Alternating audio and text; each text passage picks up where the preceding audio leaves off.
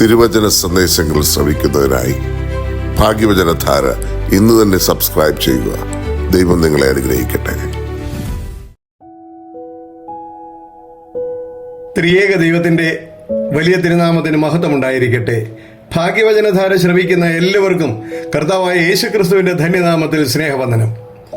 വലിയ നോമ്പും കഷ്ടാനുഭവവും ക്രൂശീകരണവും കബറടക്കവും ഉയർപ്പും കഴിഞ്ഞ് നമ്മൾ സാധാരണ ജീവിതത്തിലേക്ക് പ്രവേശിച്ചിരിക്കുകയാണല്ലോ. പരിശുദ്ധനായ പൗലോസ്ലീഹ തീമോഥെയോസിന് എഴുതിയ 2-ാമത്തെ ലേഖനം 4-ാം അധ്യായത്തിന്റെ 7-8 വാക്യങ്ങളിൽ ഇപ്രകാരം രേഖപ്പെടുത്തിയിരിക്കുന്നു: ഞാൻ നല്ല പോർ പൊരുതു, ഓട്ടം തികച്ചു, വിശ്വാസം കാത്തു. ഇനി നീതിയുടെ കിരീടം എനിക്കായി വച്ചിരിക്കുന്നു. അത് നീതിയുള്ള ന്യായാധിപതിയായ കർത്താവ് ആ ദിവസത്തിൽ എനിക്ക് നൽകും. എനിക്ക് മാത്രമല്ല, അവന്റെ പ്രത്യക്ഷതയിൽ പ്രിയം വെച്ച ഏവർക്കും കൂടെ. ഈ വേദഭാഗം വായിച്ചപ്പോൾ മുൻപെപ്പോഴോ വായിച്ച ഒരു കഥ എൻ്റെ ഓർമ്മയിലേക്ക് വരുന്നു. അത് ഇവിടെ പങ്കുവയ്ക്കുവാൻ ആഗ്രഹിക്കുന്നു. ഒരു രാജ്യത്തെ ഭരണ സംവിധാനത്തിന്റെ ഒരു പ്രത്യേകതയാണ് ഈ കഥയിലൂടെ ബോധ്യം നൽകുന്നത്. ഒരു ദിവസം രാജകൊട്ടാരത്തിൽ നിന്ന് കൂട്ടനിലവിളി ഉയർന്നു. ഇന്ന് രാജാവിന്റെ അവസാനത്തെ ദിവസമാണ്. നാളെ നേരം പുലരുമ്പോൾ പ്രത്യേകമായി തയ്യാർ ചെയ്ത തോണിയിൽ രാജാവിനെ കയറ്റി ദൂരെയുള്ള ആ ദ്വീപിൽ കൊണ്ടുചെന്ന് ഇറക്കിവിടും. വന്യമൃഗങ്ങൾ സ്വൈരവിഹാരം നടത്തുന്ന കൊടുങ്കാട്ടിൽ ചെന്നവർ ആരും ഇതുവരെ തിരിച്ചു വന്നിട്ടില്ല. വിചിത്രമായ ആചാരമായിരുന്നു ആ രാജ്യത്ത് നിലനിന്നിരുന്നത്.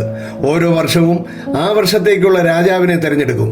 എല്ലാ സുഖസൗകര്യങ്ങളോടും അധികാരത്തോടും കൂടി ഒരു വർഷം കൊട്ടാരത്തിൽ വാഴും. ഓരോ മാസവും ഒരു വൻതുക പ്രതിഫലമായി രാജാവിന് ലഭിക്കുകയും ചെയ്യും. സുഖലോലുപന്മാരായ രാജാക്കന്മാർ നാളെയെക്കുറിച്ച് വിചാരമില്ലാതെ അധികാരം ലഭിച്ചു കഴിയുമ്പോൾ എല്ലാം മറന്ന് രാജ്യം ഭരിക്കും. പക്ഷേ ഒരു വർഷം കഴിയുന്ന ദിവസം രാജാവിനെ പടയാളികൾ ചേർന്ന് പ്രത്യേകമായി തയ്യാർ ചെയ്ത തോണിയിൽ കയറ്റി ദൂരെയുള്ള ഏകാന്ത ദ്വീപിൽ കൊണ്ടുചെന്ന് ഇറക്കിവിടും. രാജാവ് 10 അടി വയ്ക്കുന്നതിന് മുമ്പേ മൃഗങ്ങൾക്ക് ഇരയാകും. അതാണ് പതിവ്. പടയാളികൾ തിരിച്ചു വരുമ്പോഴേക്കും പുതിയ രാജാവ് രാജ്യഭാരം ഏറ്റെടുക്കാനുള്ള ആഘോഷങ്ങൾ പൂർത്തിയാക്കിയിട്ടുണ്ടാവും. ഈ വർഷത്തെ രാജാവിന്റെ ഊഴം ഇന്ന് തീരുകയാണ്. പക്ഷേ ഈ തവണ പതിവിന് വിപരീതമായി പുതിയതായി രാജ്യഭാരം ഏൽക്കുവാൻ ആരും തയ്യാറായി മുൻപോട്ട് വന്നിട്ടില്ല. വിളംബരം ചെയ്തിട്ട് പല ദിവസങ്ങളായി. അവസാനം ഒരു സാധുവായ മനുഷ്യൻ സമ്മതമറിയിച്ചു. കൊട്ടാരത്തിൽ സന്തോഷം അലതല്ലി. കിരീടധാരണത്തിനുള്ള ഒരുക്കങ്ങൾ ആരംഭിച്ചു. പതിവുപോലെ മുൻ രാജാവിനെ കയറ്റിയ തോണി കണ്ണീരോടെ കൊട്ടാരം വിട്ടു. അന്തഃപുരത്തിൽ നിന്ന് അലമുറയുയർന്നു. അങ്ങനെ പുതിയ രാജാവ് ഭരണം ആരംഭിച്ചു. പക്ഷേ വളരെ കരുതലോടെയാണ് രാജാവ് ഭരണം നടത്തിയത്. ആദ്യ മാസം തന്നെ രാജ്യത്തെ ഏറ്റവും നല്ല വേട്ടക്കാരെ വരുത്തി ഒരു കൂട്ടം ആയുധധാരികളായ പടയാളികളെയും കൂട്ടി അവരെ ആ ഏകാന്ത ദ്വീപിലേക്ക് അയച്ചു. ഒരാഴ്ചയ്ക്കുള്ളിൽ മുഴുവൻ മൃഗങ്ങളെയും കൊന്നുകളയുവാൻ ഒരു കൽപ്പനയും പുറപ്പെടുവിച്ചു. അടുത്ത മാസം രാജ്യത്തെ ഏറ്റവും നല്ല മരം വെട്ടുകാരെ ആ ദ്വീപിലേക്ക് അയച്ചു. വനം മുഴുവനും വെട്ടിക്കളഞ്ഞ് അവിടെ തിരിച്ചെത്തി. അടുത്ത മാസം രാജ്യത്തെ ഏറ്റവും നല്ല ശില്പികളെ വരുത്തി ആ ഏകാന്ത ദ്വീപിൽ മനോഹരമായ ഒരു കൊട്ടാരവും അനേക രമ്യഹർമ്മങ്ങളും രാജവീഥികളും പണിയുവാൻ കൽപ്പിച്ചു. പിന്നീട് പൂന്തോട്ടം നിർമ്മിക്കുന്ന പ്രതിഭാധനന്മാരുടെ ഊഴമായിരുന്നു. 5 മാസം കഴിഞ്ഞപ്പോഴേക്കും ആ ഭീതിജനകമായിരുന്ന ഏകാന്ത ദ്വീപ് ഒരു മനോഹര ഉദ്യാനമായി തീർന്നു. ആ രാജ്യത്തെ ഏറ്റവും നല്ല ഒരു കൂട്ടം ആളുകളെ രാജാവ് ഇതിനകം തെരഞ്ഞെടുത്തിരുന്നു. എല്ലാ സൗകര്യങ്ങളോടും കൂടി ആ ദ്വീപിൽ താമസിക്കുന്നതിനുള്ള സൗകര്യങ്ങൾ അവർക്ക് വേണ്ടി ഏർപ്പെടുത്തി. അവിടുത്തെ പൗരത്വവും കൊടുത്തു. തുടർന്നുള്ള മാസങ്ങളിലെ രാജാവിന്റെ പ്രതിഫലം മുഴുവനും ആ ദേശത്ത് നിക്ഷേപിച്ചു. 8 മാസങ്ങൾ കഴിഞ്ഞപ്പോഴേക്കും ആ ബുദ്ധിമാനായ രാജാവ് പറഞ്ഞു: ഞാൻ എന്റെ രാജ്യഭാരം ഒഴിയുവാൻ ഇപ്പോഴേ തയ്യാറാണ്. എന്നെ നിങ്ങൾ ആ ദ്വീപിൽ കൊണ്ടുപോയി ആക്കുന്നതിൽ സന്തോഷമേ ഉള്ളൂ. പക്ഷേ ജനങ്ങളുടെ നിർബന്ധം മൂലം രാജാവ് ഒരു വർഷം തികച്ചു. രാജാവിനെ കൊണ്ടുപോകുവാനുള്ള തോണി ഒരുങ്ങി. അന്നുവരെയും എല്ലാ രാജാക്കന്മാരും നിലവിളിച്ചുകൊണ്ട് മാത്രമേ തോണിയിലേക്ക് കയറിയിട്ടുള്ളൂ. എന്നാൽ ഇതാദ്യമായി പുഞ്ചിരിയോടെ രാജാവ് ആ വഞ്ചിയിൽ കയറി. രാജാവിന്റെ മനസ്സ് നിറയെ അക്കരെയുള്ള ദേശമായിരുന്നു.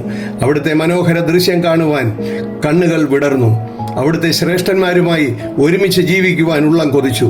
കഥ ഇവിടെ അവസാനിക്കുമ്പോൾ ഒരു ചോദ്യം: പ്രിയമുള്ളവരെ, ഒരു ദിവസം നമ്മളെയും ഒരു പെട്ടിയിലാക്കി ബന്ധുക്കൾ ചുമന്നുകൊണ്ടുപോകും. അന്ന് വീട്ടിൽ നിന്ന് നിലവിളി ഉയരും. വിശാലമായ ഈ ലോകത്തു നിന്നും ഇടുങ്ങിയ കുഴിയിൽ ഇറക്കി വെച്ചിട്ട് അവരെല്ലാവരും തിരിച്ചു പോരും. അക്കരെ ദേശത്തെക്കുറിച്ച് നമുക്കൊരു പ്രത്യാശയുണ്ടോ? അവിടെ നമുക്ക് എന്തെങ്കിലും നിക്ഷേപമുണ്ടോ? അതോ സുഖലോലുപന്മാരായ ആ രാജാക്കന്മാരെ പോലെ ബുദ്ധിഹീനമായി നാളുകൾ കഴിക്കുകയാണോ? പൗലോസ് അപ്പോസ്തലൻ പറഞ്ഞു, ഫിലിപ്പിയ ലേഖനം 3:20, നമ്മുടെ പൗരത്വമോ സ്വർഗത്തിലാകുന്നു, അവിടെ നിന്ന് കർത്താവായ യേശുക്രിസ്തു രക്ഷിതാവായി വരും എന്ന് നാം കാത്തിരിക്കുന്നു. 2 കൊരിന്ത്യർ 5:1 പറയുന്നു, കൂടാരമായ ഞങ്ങളുടെ ഭൗമഭവനം അഴിഞ്ഞു പോയാൽ കൈപ്പണിയല്ലാത്ത നിത്യഭവനമായി ദൈവത്തിന്റെ ദാനമായ ഒരു കെട്ടിടം ഞങ്ങൾക്ക് സ്വർഗത്തിലുണ്ട് എന്ന് അറിയുന്നു. 5-ാം അധ്യായത്തിന്റെ 8, 9, 10 വാക്യങ്ങളിൽ ഇങ്ങനെ പറയുന്നു, ഇങ്ങനെ ഞങ്ങൾ ധൈര്യപ്പെട്ട് ശരീരം വിട്ട് കർത്താവിനോടുകൂടെ വസിപ്പാൻ അധികം ഇഷ്ടപ്പെടുന്നു. അതുകൊണ്ട് ശരീരത്തിൽ വസിച്ചാലും ശരീരം വിട്ടാലും ഞങ്ങൾ അവനെ പ്രസാദിപ്പിക്കുന്നവരാകുവാൻ അഭിമാനിക്കുന്നു. അവനവൻ ശരീരത്തിലിരിക്കുമ്പോൾ ചെയ്യുന്നത് നല്ലതാകിലും തീയതാകിലും അതിന് തക്കവണ്ണം പ്രാപിക്കേണ്ടതിന് നാം എല്ലാവരും ക്രിസ്തുവിന്റെ ന്യായാസനത്തിന്റെ മുൻപാകെ വെളിപ്പെടേണ്ടതാകുന്നു. പ്രിയമുള്ളവരെ, നമുക്ക് ഈ ലോകത്ത് ജീവിക്കുവാൻ ലഭിച്ചിരിക്കുന്ന ഈ അവസരം സുഖലോലുപതയിൽ മാത്രം ഒതുങ്ങാതെ ദൈവരാജ്യത്തിന് അവകാശികളായി തീരുവാനുള്ള പ്രവർത്തനങ്ങൾ നടത്തുവാൻ ദൈവം നമ്മളെ എല്ലാവരെയും അനുഗ്രഹിക്കട്ടെ എന്ന് പ്രാർത്ഥിക്കുന്നു. നന്ദി, നമസ്കാരം.